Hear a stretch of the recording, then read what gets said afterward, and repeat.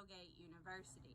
And like with the last time you could see the tailgate, this time we're using it to lean on so you can see behind us what we're going to be talking about. And the topic of the day is pasture recovery. I don't know about y'all, but I think lots of farmers in the East Tennessee area are probably struggling with figuring out what am I going to do with the area that's been torn up this winter while we were feeding hay.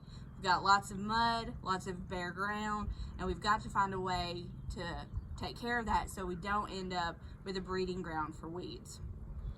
That's correct. And one of the first things we've got to be able to do, we've got to concentrate on, is getting those animals out of this area.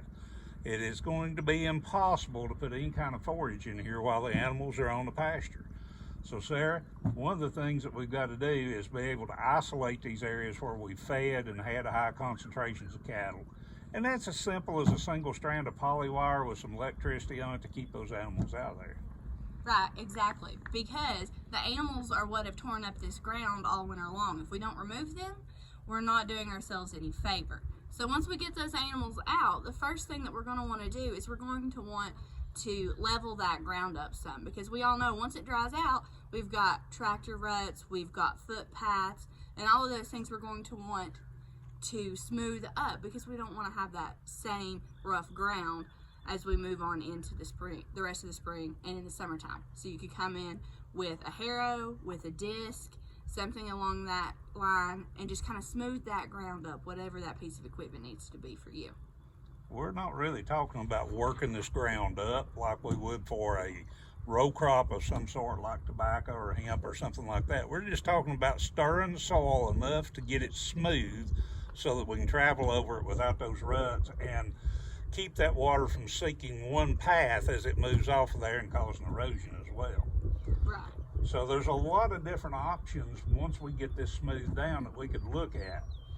The thing is, if we're going to use this area again next winter to feed on or to congregate animals on, it doesn't make much sense to try to establish a cool season grass like fescue or orchard grass or something of that nature for two reasons. Number one, we're going to destroy it, and it's an expensive crop for a little bit of yield that first year.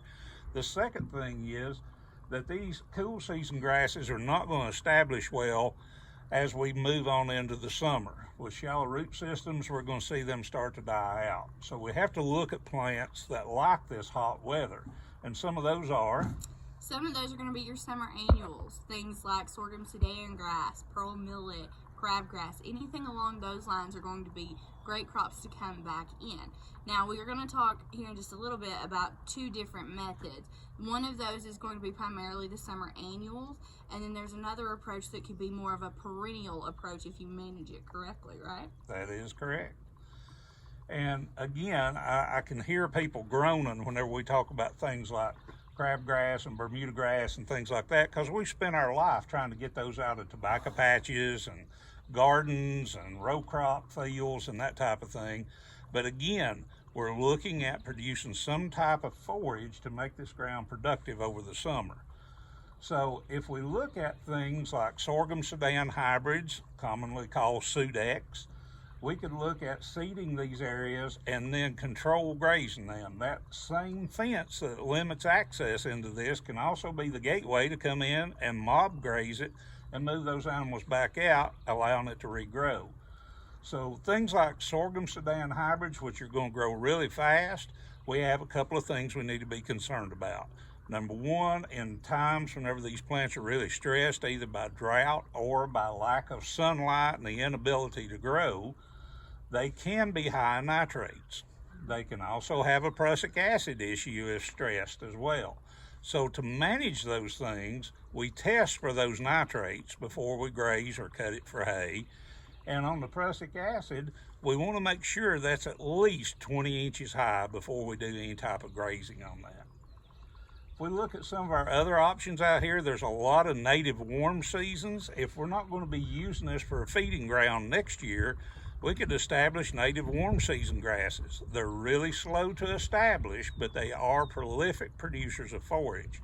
But if we come back in and try to feed on top of them again next year, we're going to be faced with the same issue that we've got here. Whenever we look at things like crabgrass, we've got a couple of different options there. Even though most of the time we're trying to kill crabgrass, there are some really good forage varieties like Red River crabgrass out there that we could establish. And if we allow those to go to seed right before frost and right before we start feeding, then we can actually reseed for a partial crop come next year. That way it's less management on the producer's part. You'll have a little bit of forage coming back. You may have to do some additional amendments the next spring if you choose to feed in the same place, but you're not as far behind the eight ball as you were when you started. The big thing is to have a plan. Know what you're going to do. Think about it ahead of time and be planning all winter as to how we're going to repair this and make it a productive part of your farm for next year. We all have these areas. It's not a matter of management versus non-management that causes these areas. It's impossible to feed on cool season grass stand without getting this kind of problem that we see here behind us. But by smoothing this down, having a plan, we can make this productive throughout the summer.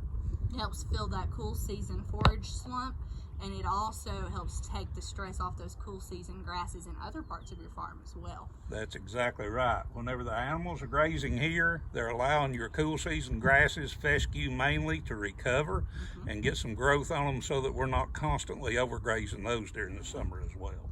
If this is an option that you want to take on your farm and you have questions about seeding rates and time of year, that's something you can reach out to your local extension office about.